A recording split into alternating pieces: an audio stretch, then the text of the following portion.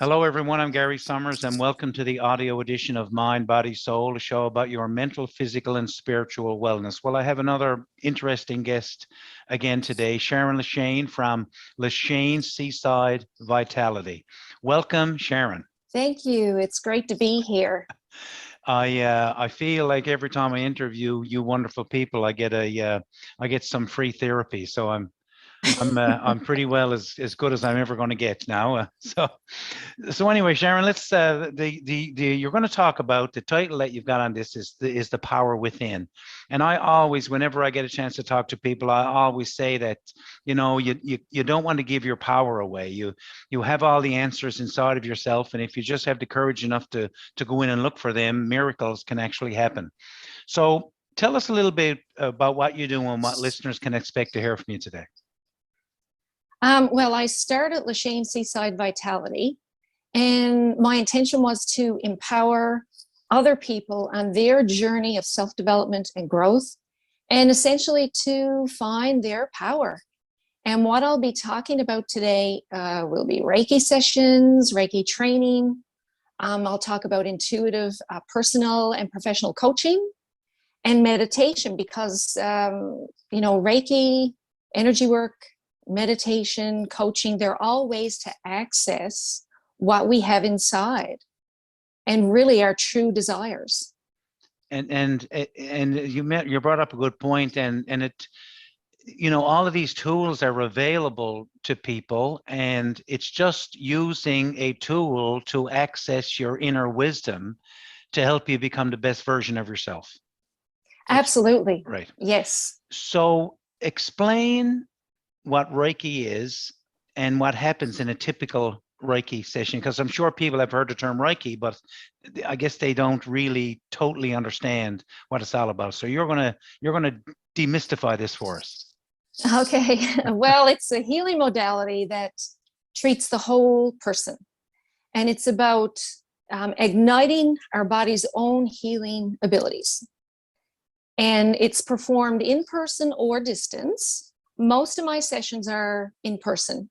So what happens during a session is the client will be dressed comfortably and they'll lie on a massage table. I will use a combination of gentle hands-on, hands over body to move the energy. And as the energy flows through the practitioner's hands, some clients may feel a tingling sensation. Other people may just feel relaxed and comfortable, a sense of peace. And it may be something as deep as releasing blocked emotions that they didn't even realize they were carrying. So the sessions are different for everyone and different even for the same client from session to session. Depending on what's happening in your life, your session will be different. So no two are the same. And I don't know if our listeners are familiar with a book that Bruce Lipton wrote called The Biology of Belief. And he says that we're all photons floating in an electromechanical field. So when your energy is disrupted, that comes across as, it's an emotion or a feeling or a sense that you're out of balance. So being able to balance that energy, I guess, is what Reiki looks to do. Absolutely. And it works with your own energy. It will do exactly what that person needs at that point in time. And I'm really glad you brought that up, actually, because really before disease manifests physically, it is something either emotionally, mentally, energetically, before it manifests physically. And so it's really important to keep that balanced. Yeah. And sometimes it could be as subtle as a feeling. You're just not feeling, because I always say, and I say it so often, use your feelings as your emotional guidance system. So if you're not feeling right, then your emotions are not right, and therefore your energy may be out of balance. So all of that is kind of like a domino effect, where it just gets worse and worse and worse. You mentioned about distance Reiki. Yeah. So how? Just elaborate on that, because that's fascinating to me. Sure, I will elaborate on that, but I'd like to comment on what you were saying about the energy Yeah. and emotions. So we, as a society, tend to not want to feel negative emotions. So if we're happy, that's okay. We can feel that all the time. But whenever we feel sad or we feel grief or something comes up, we tend to push that back down. And then all that happens is that keeps coming up over and over until you release it, until you feel it. You have to feel it to release it. So I really like what you said about that is your guidance. That is it's a gift. Your emotions are a gift, letting you know what needs to be healed and where you have to look. I remember reading an article sometime, and I can't remember exactly what the author said, but he said, life continues to give you emotions until you're prepared to deal with them. So they continue to bubble up until you deal with them. So talk a little bit about distance Reiki, and how is it the Sure. same? How is it the same as person on person, and how is it different? Well, just as it sounds, the client is not physically present. So, and it became more popular, of course, since March 2020 for obvious reasons. People could not be physically together. But distance Reiki was present before then. It just became more popular. And I was skeptical the first time I had a session on the receiving end. However, after my first session, I realized how powerful it is, because you can still feel the energy from distance, and it's amazing. Everyone has, again, a different experience, but it really does move the energy from a distance. And normally what I will do, I'll give the client the option. We can do a video call, we can do a phone call. It could be something where they just relax, receive the energy, and then we touch base after to discuss what came up for them, what I felt. And sometimes they'll fall asleep, so I have to wait for them to contact me. What would be a typical client for you, as far as what would be your most common theme for people to get the benefits of Reiki? So is it mostly stress related? Is it emotions related? Is it what would it be? Most clients will describe stress, anxiety, busy mind. That's a very common one. I don't know how to quiet my mind. I have a lot of thoughts. Or the other thing on the coaching side, sometimes maybe there's something that they have in mind to do, and they just need a little help getting there. Just not sure how to get there, you know? The Buddhists call it monkey brain. And Exactly. it's probably the biggest cause for people not being able to get to sleep, because they're worried about what the presentation that they have to do tomorrow, or they're worried that it's not going to be liked, or they're going to forget, or people tend to always seem to focus on what could go wrong, instead of, I spoke at a convention a while ago, and someone had came up to me after and said, Gary, I really liked what you said, but what about sleep? How I had real difficulty getting to sleep, and I just with a few seconds of talking to her, she basically was focusing on everything that had gone wrong in her life, and everything that could go wrong in her life. So I said, why don't you just try this one little thing and just go to sleep, and just focus on your day tomorrow going exactly as you want it to go. Now, you're not going to get what you want all the time, but you got a better chance of getting what you want if you can visualize it in your mind. So, and I think she contacted me like a couple of days later, and she said, Gary, it was amazing. She said, I was just able to take my focus and put it in a different direction, and it just calmed me right down. So, obviously when you're focusing on what's wrong, cortisol and adrenaline, and that naturally your heart rate increases. Naturally, you're going to stay awake, because that's what your body is designed to do, fight or flight. So, yeah. So stress, so the benefits, obviously being able to calm your mind, because you talked about not being able to shut the thoughts down. Yeah, so meditation helps that. And I'd like to also comment on what you said.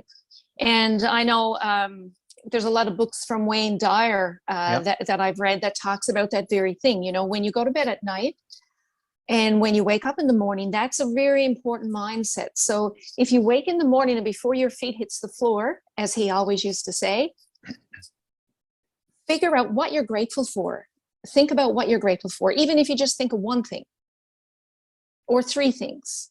Because if you start your day worried about what's going to happen, then that's going to set the tone for your whole day. And so the same way that is true, if you fall asleep as you're worried about things, then that's going to set the tone for your sleep. So for my coaching clients, I usually highly recommend, if it's in alignment for them, to just have a short morning ritual and night ritual before bed. It can be as short or as long as they want it to be. And that helps with their mindset to start their day and to end their day. I do a program called Kids and Drugs, where I teach parents about how to talk to their kids, how to help make good decisions. And one of the big things that psychologists say is for kids to have a ritual, particularly when they go to bed. But more importantly, when going to bed, and what Wayne Dyer had talked about, one of the roles of your subconscious mind is to convert short-term memory into long-term memory while you sleep. So as you're focusing on everything that could go wrong, what's happening is your subconscious mind is listening to that. And then it says, oh, I guess Sharon wants to worry, so I'll make sure that she worries, and I'll wake her up a few times during the night. And when she wakes up tomorrow morning, her problems will be bigger than what they were when she went to bed, because that's what she's telling me.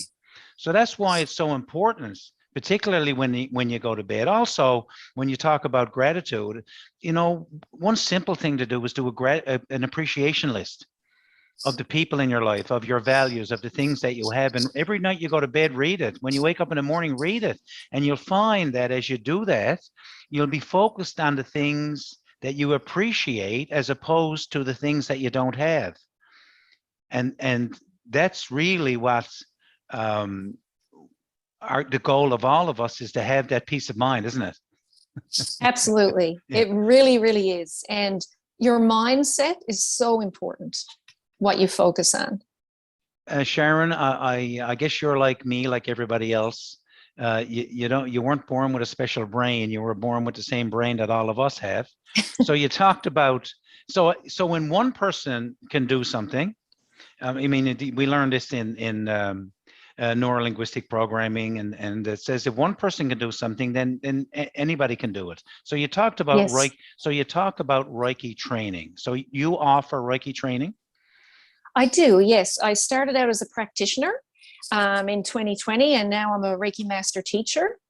And so when students study with me, they get a certificate with my certification number, and they can actually register with the Canadian Reiki Association if that's something they want to do and they want to start treating clients. A lot of people just want to learn Reiki because they want to do self-Reiki. They want to help their family members. So, you know, it really depends on what your focus is. The really good thing about Reiki level 1 is it doesn't require any prerequisite. It doesn't require any prior knowledge, just, you know, an open mind and a willingness to learn. And anyone can learn this. Go ahead, sorry. When I had my first session, if someone had to tell me you're going to learn Reiki, I would have laughed at them. It was not in my mindset that I was going to do this. Yeah. But that was part of my journey, and I embraced it, and here I am. So how basic Reiki, how many hours are you looking at to be certified in that? Reiki level 1 is a 1 day. It's a 9-hour day, if my memory serves me well, or 8-hour day. Okay. And there's a component where there's knowledge, you know, a presentation of knowledge. There's discussion about the chakras for people. Some people are aware of them, some are not. Absolutely. And then there's the attunement that the student will receive. And then after they receive their attunement, they'll practice on each other, so that they're comfortable. And something really beneficial for Reiki students is, you know, to keep in touch with each other and me, and we can get together and do, healing sessions with each other. And it keeps everyone confident in what they're doing. Sure. How often? With practice. How often do you offer these sessions? I will be offering a training. I think first week of June is going to be my next one. Okay. Okay. Great. Yeah. Okay. Perfect. You talked about self Reiki, and I know obviously you do that. What other forms of self care do you practice yourself? Well, for me, I didn't always do this. I mean, honestly, my journey began just by spending time in nature and just realizing the importance of me and taking care of me, and less importance on all the things that I was putting so much emphasis on, And that's where it started. And that led me to trying meditation and then energy sessions.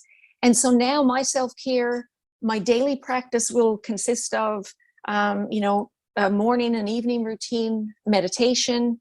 I also do training. I go to Reiki practitioners. I go to coach practitioners, because I feel that if I stop my growth, then that limits what I'm going to be able to offer clients. So by me embodying what I'm telling clients, if I say to a client that Reiki can help you, coaching will help you, meditation will help you, if I don't actually do that and invest in myself and continue to grow, then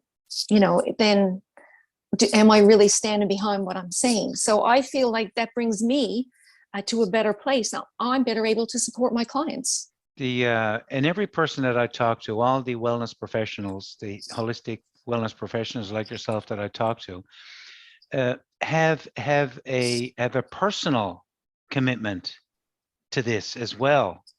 They really want to help people, but more so they're always doing their own education. They're always working on themselves. They're always making sure that they're still on the right path of that journey that they're on. So it's wonderful to see this vast number of people, and that's why when I wanted to do all this, I've been around a long time, and the amount of people that I've met, the wellness professionals that I've met who are so eager to help, just continues to just amaze me and blow my mind as to what the wealth of knowledge that we have. And now we're finally going to have a platform where everybody can have a voice, and it's only a click away from every single citizen in the province. So you talked about coaching and the two types of coaching: intuitive, personal, and professional coaching. Do you want to kind of elaborate on two of those for us? Sure. So personal coaching, they are interrelated, but I'll talk about personal coaching first. So when working with the client, of course, they decide what they want to work on, not me. Sure. I let them do the talking, and through our discussions, then we figure out where we're going to actually focus. Yeah. And a lot of times what ends up happening as we go through things, we will discover together what is maybe blocking them from taking their life where they want it. Anything that's really I can do to assist them to get to living their best life. And it's really important that I am just the facilitator. I assist them. I offer tools and suggestions whenever they're open to that. But the clients are the ones that do the work, right? They're the ones that actually do the work. Developing healthy habits. They always like you were talking. They always have to do the work. Yeah, that's the key. That's the key component, isn't it? Yeah.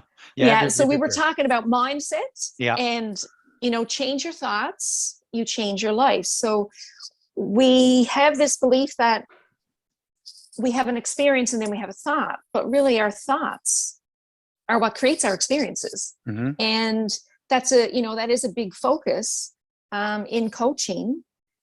I also find, if a client is having a stressful day or stressful week for whatever reason, I bring meditation into these sessions. We'll have a short little meditation because I find when you're in your busy mind, you don't really know what to focus on because Sure. your mind is all over the place. Right. And you meditate and you get centered, your heart always tells you. When Sure. you're in your heart, Yeah. you always know. Right. Right. So Right. I find that helpful with clients. Yeah. So on a professional level, so you're talking about people in their professional careers getting stuck in a career, a dead end career, or not knowing if they're in the right job. Would that be where you'd focus on there? That is one possibility. It could be someone, like you said, not sure about their career. It could be someone with their own business, or an entrepreneur. Yeah. And it may be someone who's wanting to start their own business and they're wondering, Okay. they just need some confidence. But what I always find is professionally, in order for us to be happy professionally, we really need to address what we have personally because that spills over into our professional. Yeah. And a lot of times we can be very successful professionally. We can have, a lucrative business financially and just never be satisfied because we're trying to fill this hole that we feel with material things or something outside ourselves when really, if we were happier personally and dealt with whatever it is that we need to look at, Mm-hmm. all of a sudden, professionally, you're happier because you've you found the root cause. Yeah. Right. Yeah. So there's an overlap. LeShane Seaside Vitality. Where is it? Where are you located? Do you have a storefront, an office front? I actually work from my house in Lower Island Cove. Okay. And I just announced today, actually, that I am also going to be taking clients in Carbonear at 195 Water Street. And so that's closer because Lower Island Cove is about 40 minutes from Carbonear. So for some people, the drive is... Sure. Yeah. Yeah. So during the summer, people love to come here because I'm on the ocean. The view is beautiful. Sure. Yeah. Yeah. The brook runs alongside. So I'm really excited. I'm actually on the water, next to the water with the water view on Water Street as well. So it's still the LeShane Seaside Vitality. And the other thing is I wanted to mention for potential clients, I have a 30-minute discovery session that's free. Okay. And a lot of times, so, if there's someone out there listening, they're not sure about coaching or Reiki or what it's all about or what Sharon LeShane all about. Yeah. Like, let's have a 30-minute call or Sure. a 30-minute in person. Yeah. And see if we're meant to work together. The as people are listening to this, of course, your contact information is being displayed. So it's all there, how you want to be contacted. Sharon, we're almost out of time. Can you give our listeners a little bit of advice as we finish up here that they can use right now to help them with any adversity they might be going through in their life? The first thing is you're not alone. No, you're not alone. And you don't have to be alone in your healing. There are times in everyone's lives where you need a hand. You just have to be willing to reach out for it. And I do find that a lot of clients who have anxiety and stress, they're givers. They do for others, Mm-hmm. but they find it very difficult to receive. So if you're feeling adversity, reach out for help, not necessarily for my services. If I resonate with you, then by all means, check out my website, read about what my clients are saying about their sessions. But if this is even a catalyst for you to reach out to anybody, look for someone in your area. Just don't be alone.